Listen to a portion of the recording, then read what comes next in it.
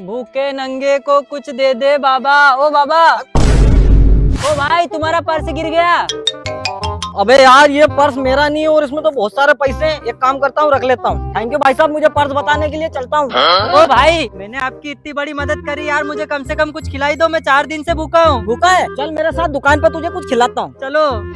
अरे सेठ जी, इस भिखारी को 5 रुपए की सेव परमल दे दो। हैं, मैं 5 रुपए के सेव परमल खाऊंगा क्या? मैं तो ये लड्डू वाली चॉकलेट खाऊंगा। देखा सेठ जी, भिखारी के कितने नखरे होते हैं। सेठ जी, ये भिखारी जो मांगे इसको वो दे दो। बोल रहे भाई, क्या लेगा तू? मैं तो ये लॉलीपॉप का डब्बा लूंगा, और ये पल्स वाली चॉकलेट अपनी गर्लफ्रेंड के लिए लूंगा, और ये वाली चॉकलेट अपनी बीवी के लिए लूंगा। ठीक है भाई साहब, अब मैं चलता हूँ। हाँ ठीक है, तू जा। हाँ सेठ जी, कितने पैसे हो गए आपके? अरे भाई साहब, 3 चॉकलेट के डब्बे लेके आओ, वो आपके हो गए 300 रुपए। अच्छा 300। ये लो सेठ जी, 500 रुपए का कड़क भट्ट नोट। अबे सुबह सुबह भांग पी के आया है क्या? ये नोट तो नकली है। नकली है?